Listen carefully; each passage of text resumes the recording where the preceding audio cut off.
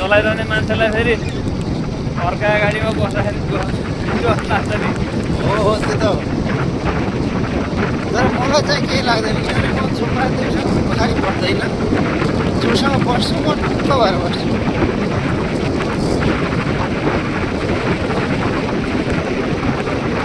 बाटो पिच नै भयो भने कम नजिक छ त।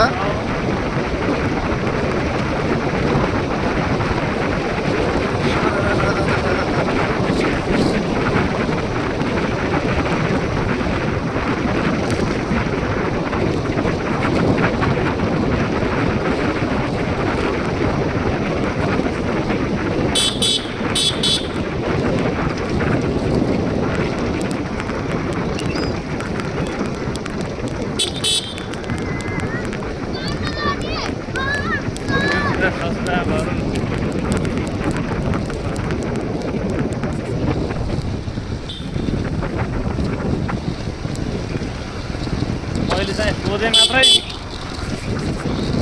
नै ठिक छ त।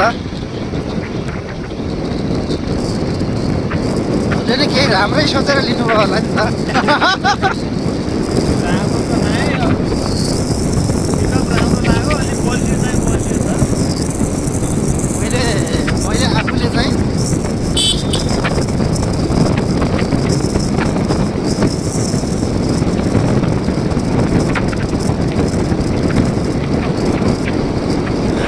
बाटो पुरै पिच हुने हो भने गिद्धपुरबाट कोलाटेकमा 15 मिनट पनि लाग्दैन।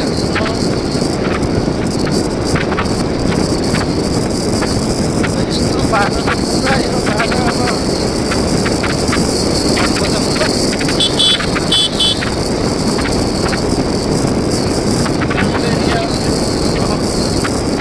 यसरी गाउँ एरियामा नयाँ बाटो छ भने सजिलै गर्दै हुन्छ क्या हजुरको।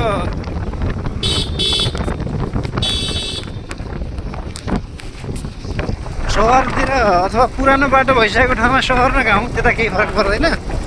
जहाँ बाटो भर्खर बनेको हो नि त्यतातिर अलिक सडक काट्ने टेन्डेन्सी, बाख्रा कुखुराको समेत अलिक ट्राफिक नियम नमान्ने बढी हुन्छ क्या। अन्य देखायो भने कुकुर अलिक बदमासै छ जस्तो छ।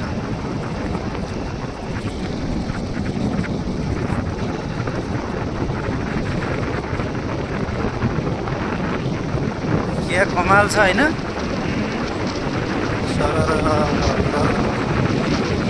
सडक राम्रो हुन त राजमार्गै बन्न पर्दो रहेछ क्या।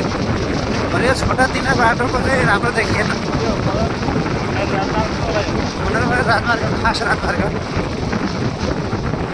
सोह्रखोलादेखिको सेक्सन यो एउटै निर्माण व्यवसायीको हो नि त, यति बिल्डर्स भनेको। यो खोलामा पनि पुलै हो। अब पुल त समय लाग्छ। ग्राभेल त भ्याउने बेला भइसक्यो।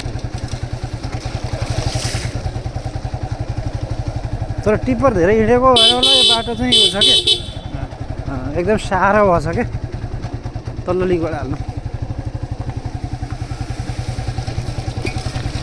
यो बाटोमा ऊ बन्ने कुरा थियो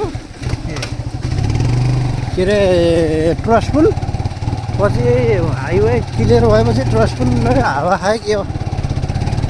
किन अब त हाइवे बन्न धेरै समय छैन भन्नाले पुल बन्न क्या। अब पुलको त ठेक्कासेक्का लागेको छैन क्या, एकैपटक बन्ने होला नि। यहाँदेखि चौरखोला बिचका सबै पुलहरू बिरानी खोलासम्मको,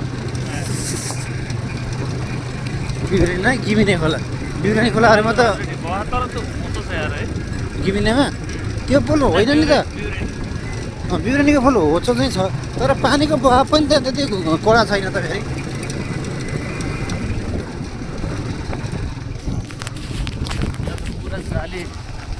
अरे यहाँ त खोला नै छेकेर यो यहाँ निर्माण व्यवसायीको साइट अफिस यहाँ छ, पेट्रोल पम्प समेत यहीँ हो।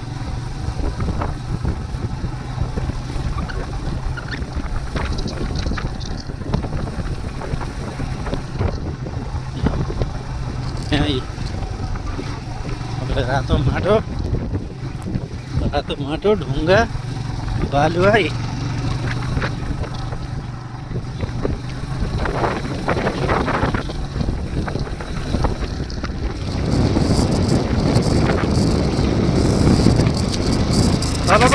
भन्दा कम छैन नि त कुदाउनलाई त होइन त्यस्तोमा कहिले काहीँ अलिक हुन्छ अग्लो हुन्छ दबाईको के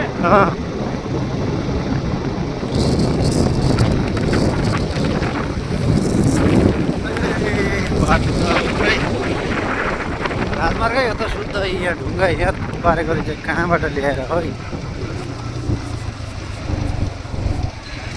गरेछ उद्योग होला त्यहाँ अब यहाँबाट लगेर ओइराख्नु त्यहाँ ढुङ्गा त यो खोलाकै जस्तो छ यो चौकुनेको ढुङ्गा होला क्या खोलाकै यसरी लग्ने अनि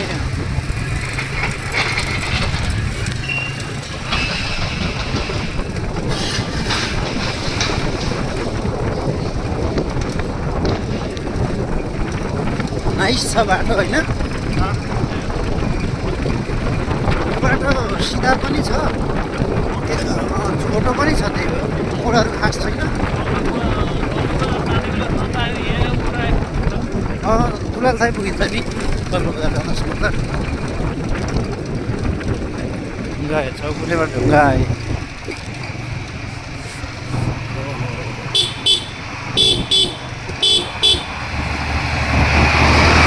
टायर पुरै गएछ त्यो गाडीको अब यहाँ हेर्नु न यो खोला कहाँ के छ त यार कहाँ खोला थियो कहाँ छ हेर्नु न बाटो घर त सिँढीबाट झर्नु पर्छ घर त यहाँ घरसम्म जाने बाटो बनाइदिन्छ हेर्नु न ल यो खोला त हेर्नु कहाँ पुग्यो घर त जाने बाटो त त्यहाँबाट बनाउनु लाग्यो बनाइदिन्छ त्यो त बनाइदिनु पऱ्यो नि त त्यति भर पर्दो हुन्न ठाडै बाटो हुन्छ के बाटो छ भन्न त हुन्छ तर त्यति राम्रो भर पर्दो पनि हुँदैन यो हेर्नु न यो अब यो कति धेरै उकालो थियो यहाँ चढाइ थियो होइन यो त पुरै काटेर गोटा खोलाको पनि यस्तै हुन्छ कति काटेर हेर्नु माथि भित्तो हेर्नु कहाँ पुऱ्याइदिएछ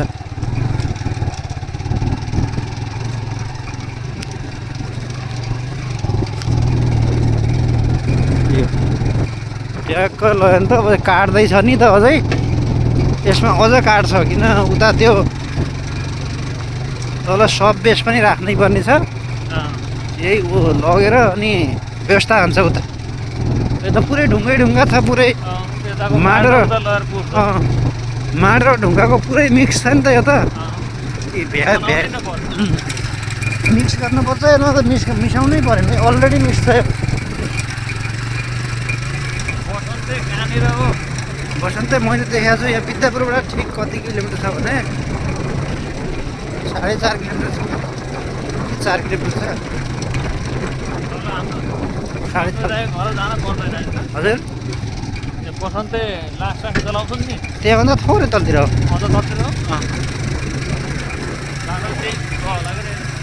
त्यही बाटो हो यहाँ टर्निङ आयो यहाँ ठुलो टर्निङ आयो होइन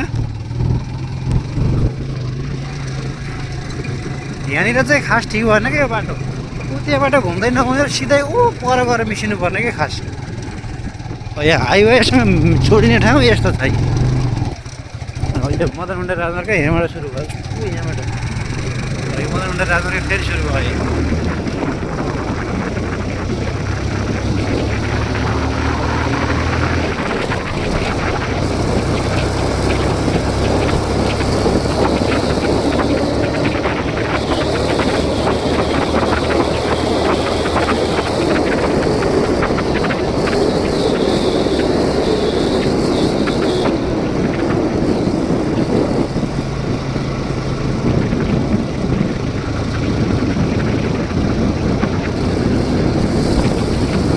बाटो हिँड्दा पनि कल्पनै थिएन होइन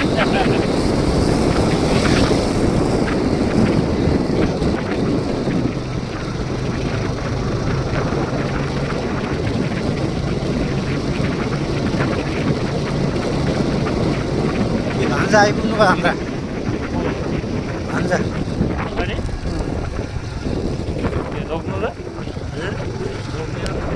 नाइ साढे त तल गएको